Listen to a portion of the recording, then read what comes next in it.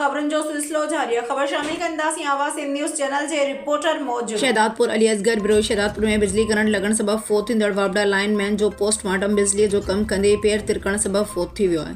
इब्तिदाई report lineman बिजली current लगण सबब पोल तां किरी फोत थियो आहे। डॉक्टरनि जो मौक़ुफ़, वारसन पारां ख़दशा जांच जो मुतालबो। शहदादपुर में गुज़िरियल ॾींहुं हिंगोरा चौक में बिजली जी मरम्मती कम करण दौरान 11,000 वोल्टेज मां करंट लगण सबब थंबे तां किरी फोत थियल वापडा लाइनमैन आफ्ताब अली बागरानी जो लाश खणाए वारस सिम्स अस्पताल पहुची विया।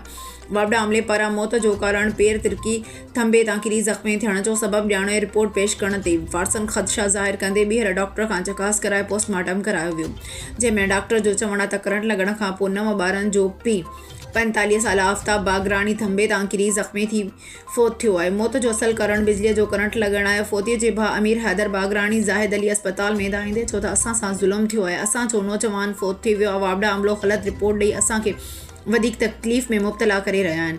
हिननि चयो त असांजो नौजवान ग्रेड ते लाइट बंदि कराए थंबे ते कमु करे रहियो हो त अचानक लाइट खोली वई, जंहिं सबबु वाक़ियो पेश आयो। जांच करे मुलविस माण्हुनि ख़िलाफ़ कानूनी कार्रवाई कई वञे। थियण जे करे जेको आहे हिनखे दिमाग़ में धक लॻो आहे, खून हलण जे करे हिन जी डेथ थी वई। हाँ, छा आहे तव्हांजो मुतालबो? असांजो मुतालबो इहो आहे त वापडा या जेके बि आहिनि शहदादपुर वन जा उन्हनि ते FIR कई वञे ऐं हिन जा नवां ॿार आहिनि उन्हनि खां इंसाफ़ कयो वञे।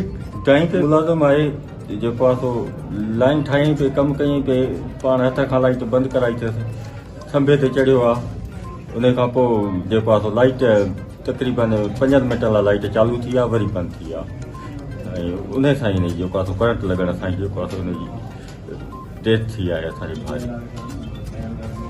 कंहिंजी नाअहली आहे? साईं हाणे न इलाही वापडा जो मुलाज़िम हो ऐं वापडा वारनि जी नाअहली आहे। जो असांजो मुतालबो आहे हिन जा नंढड़ा ॿार आहिनि, उन्हनि खां जेको आहे सो इंसाफ़ कयो वञे।